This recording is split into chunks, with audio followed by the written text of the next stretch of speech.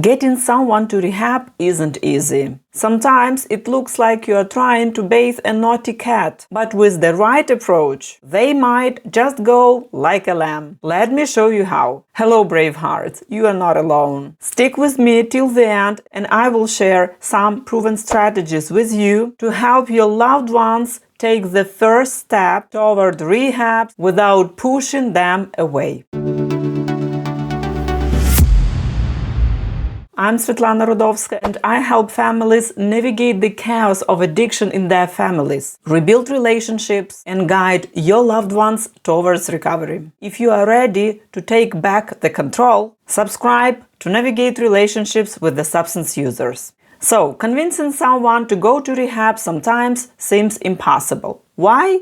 There are some reasons. Let's break them down in more detail. Firstly, substance users at some stage may not believe they have a problem. They can be sure they can manage things on their own at any time they want. Secondly, they can be afraid that someone might know about their problem and this information can become public, so their reputations can be ruined. Some of them also might feel financial challenges, which can hold them back. But there is one more reason, which is quite common, why substance users do not want to go to rehab. They consider it as a punishment, waste of time, not a path to freedom. Just like naughty cats who do not want to take a bath. They do not think of the rehab as of a necessity. However, ignoring the problem can lead to worsening health, worsening the financial situation, and even legal issues. So what should we do? By the way, what troubles have you faced when you were trying to help the addicted loved one in your family? Let me know in the comments. Your story might help someone.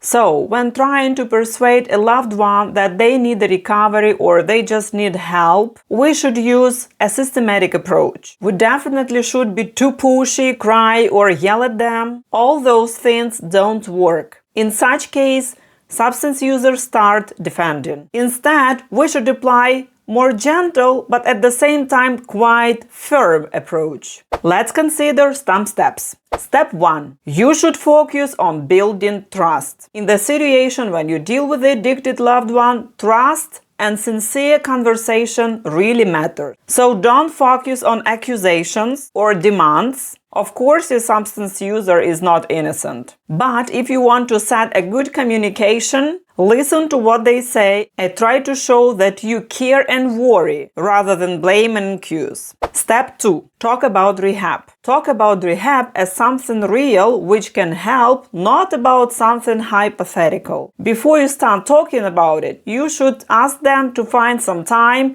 allocate time and place, and have a conversation. The issue have to be discussed. However, if you see that your substance user is in strict denial, don't worry. Apply some boundaries and you will see when negative consequences start affecting your substance user, they will come to you first. And this is the ideal moment to talk that they need sobriety. Step 3. Change your message from "you need sobriety" or "you need rehab" or "you need to solve your problem" into "I'm worried about you. I see this affects your health and our relationships." Say something like, "You deserve a better life. The substance is an obstacle and I'm sure you will overcome it. Let's find a rehab together to find a right approach to your particular situation." And step 4 is, do not just talk and wait for their decisions. Act by applying boundaries. The very first ones in the list are stop investing in the addiction, which is stop giving pocket money if it is about addicted children, or stop buying alcohol or cigarettes for your partner or for your parent. And of course, stop resolving financial issues. This is not the full list of the boundaries, but if you start with those 3 ones, believe me, in a very short time, the negative consequences start talk. Persuading them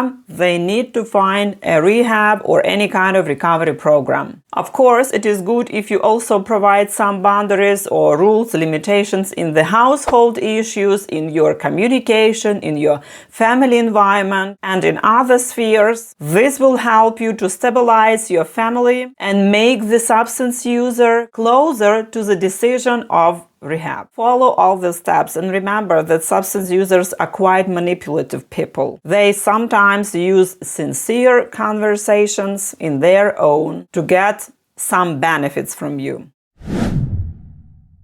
The most important takeaway here is that your substance user probably is not going to take your advice and follow it just after one conversation. To be heard, you need to talk about rehab several times and let the boundaries help you, but you should also stick to them.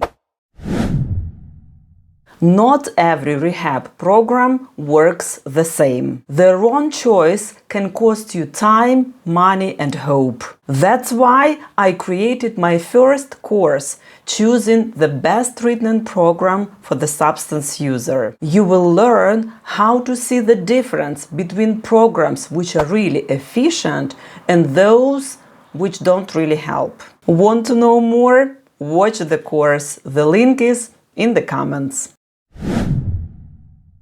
If you find this video helpful, give a like, share it with someone who needs support, and subscribe. And check out my next video, which is a bit more detailed about which boundaries to set in order to make them work for sobriety.